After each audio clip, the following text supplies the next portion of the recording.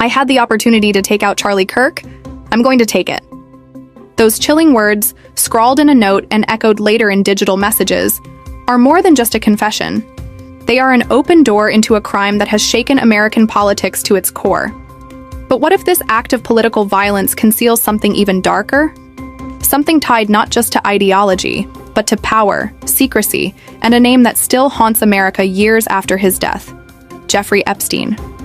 Tonight, we ask the question that few dare to explore. Is there any real connection between Charlie Kirk's assassination and the still-buried Epstein files? Did forces far bigger than one 22-year-old gunman set the stage for this tragedy? Or are we witnessing speculation amplified for political effect? The evidence leaves us torn. A note, text messages, and a rifle wrapped in a towel. Evidence the FBI confirms ties suspect Tyler Robinson directly to the shooting. And yet, just days later, a very different storm was already brewing. The Epstein files. Documents still under lock and key. A federal director, Kash Patel, pressed before Congress, insisting there was no client list and no trafficking beyond Epstein himself. If that is true, why won't the government release everything? And why did conversations about Epstein explode online within hours of Kirk's death? As we peel back the layers, you'll see how quickly this case became more than a crime scene. It became a battlefield of speculation, political theories, media narratives, and whispers about secret networks reaching into the highest levels of influence. And before we dive deeper, I need you with me. If you like this kind of investigative breakdown, make sure to like this video, subscribe, and comment below where you're watching from.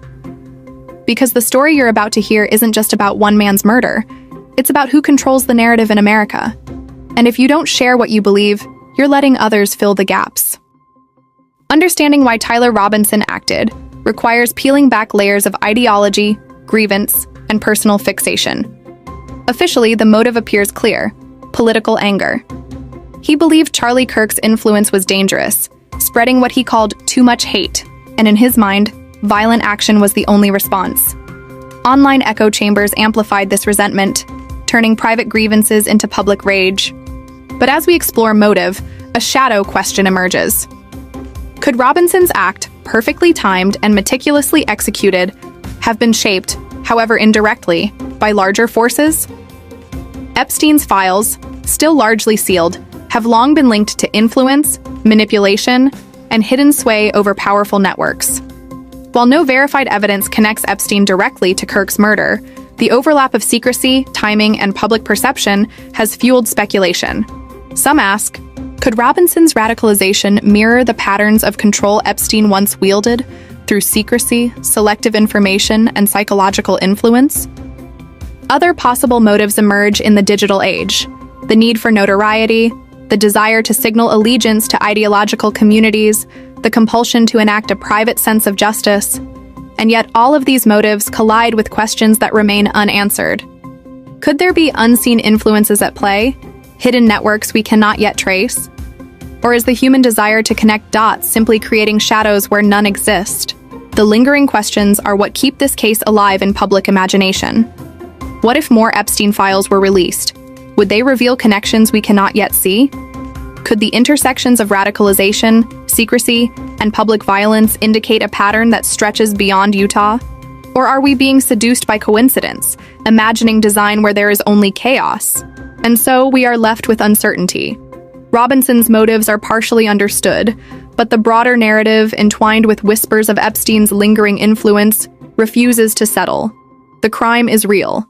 The loss is undeniable.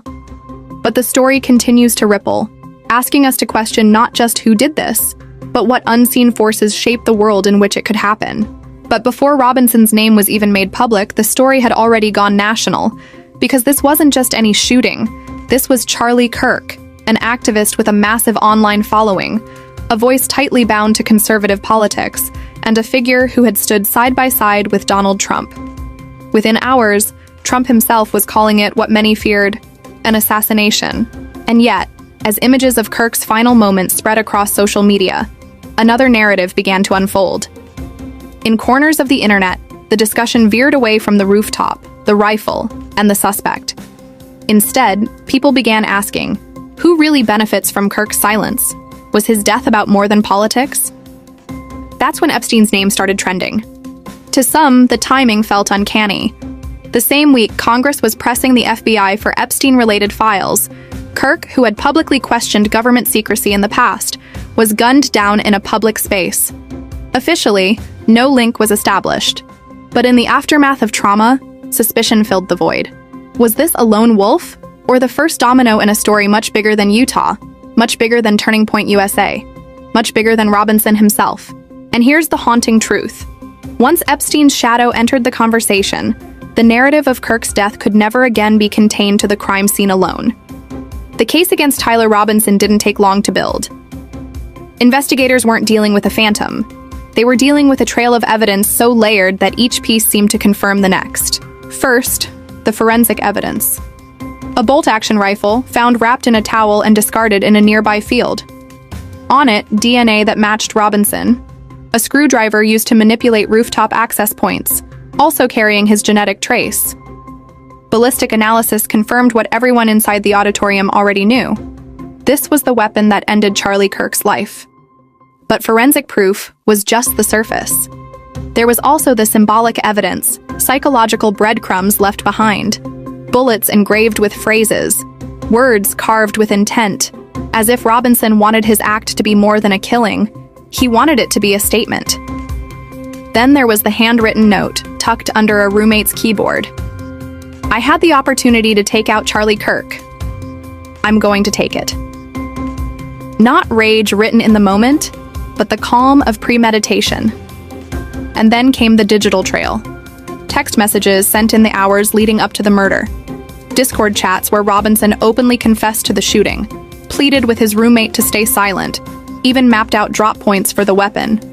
Surveillance footage tied him to the area. GPS data placed him at the rooftop vantage. It wasn't just one form of proof. It was a chorus of confirmations. On paper, it seemed airtight. But airtight doesn't mean complete. Because just as law enforcement lined up each piece of evidence, the Epstein question began to creep in. Why? Because the bullet inscriptions, the handwritten note, and even the online confessions were quickly circulated on forums that also discuss Epstein's sealed files.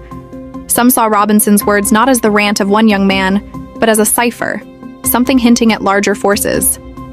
And that's where the evidence takes on a dual life. For prosecutors, it's the clean build of a murder case. For conspiracy theorists, it's a puzzle begging to be connected to Epstein's shadow network. Again, no verified evidence links Epstein to this crime, but the discussion persists. Then there's the timing. Just days after the murder, FBI Director Kash Patel faced Congress, grilled over Epstein's files.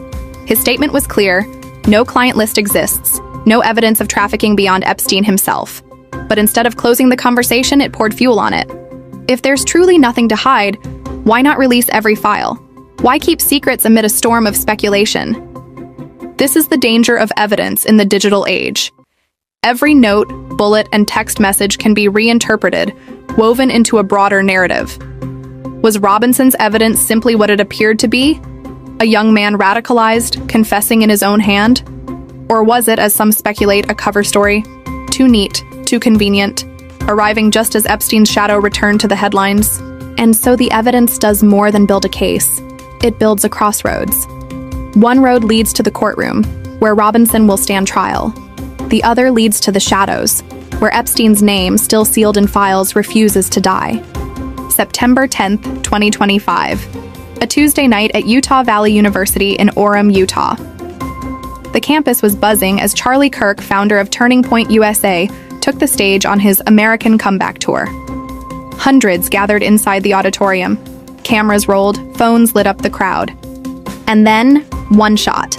A single crack from a bolt-action rifle, fired from a rooftop. The bullet struck Kirk as he spoke, dropping him before stunned onlookers. Panic tore through the auditorium. Screams, people scrambling for exits, students pressing against walls, unsure if more shots would follow. Police rushed in within minutes. Outside, the search was already underway. The weapon, a rifle wrapped in a towel, tossed near the scene, would soon lead investigators down a chilling trail. Surveillance images circulated almost instantly, and a manhunt began. 2 individuals were detained in those first chaotic hours, but both were later released. The true suspect, 22-year-old Tyler Robinson, would emerge only after investigators pieced together DNA evidence, digital confessions, and the testimony of someone shockingly close to him. Tyler Robinson, 22, a Utah resident with no prior high-profile violent crimes. By all appearances, a quiet, ordinary young man. Friends and neighbors described him as reserved, even unremarkable. But behind the surface lay a mind increasingly consumed by political obsession and radicalized ideas.